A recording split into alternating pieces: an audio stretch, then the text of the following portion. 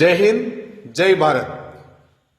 BRS వాళ్ళు ఏదో బ్రహ్మాండం బద్దలైపోయినట్టు 30 నెలల్లో ఏదో మొత్తం కొలాప్స్ అయినట్టు, సిస్టమే నడవనట్టు, ప్రభుత్వమే లేనట్టు ఓ ఎగబడి మన ఘోష ఎగిరేసుకొని సింగులు ఎగిరేసుకొని ఇక తిరుగుతుండ్రు ఏమో అయిపోయింది అన్నట్లు ప్రవర్తిస్తుంటే మీ ప్రవర్తన చూసి పబ్లిక్ నవ్వొస్తుంది.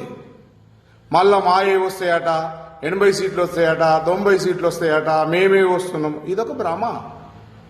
మీకు మళ్ళీ రాష్ట్రంలో గవర్నమెంట్ వచ్చుడు ఒక భ్రమ. ఎందుకు అంటే మిమ్మల్ని చూసిర్రు.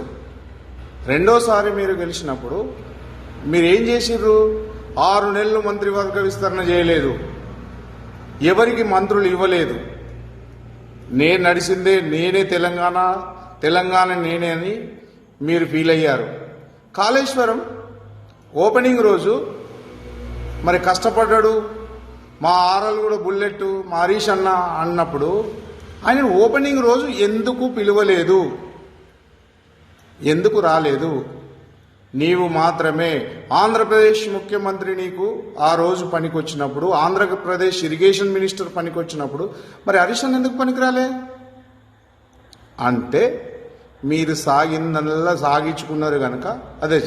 అలాగే హరీష్ అన్నకు ఎందుకని మంత్రి పదవి ఇవ్వలేదో అతనే చెప్పాలి. మామకు అల్లుడి మీద ప్రేమ లేదు, అల్లుడికి మామ మీద ప్రేమ లేదు.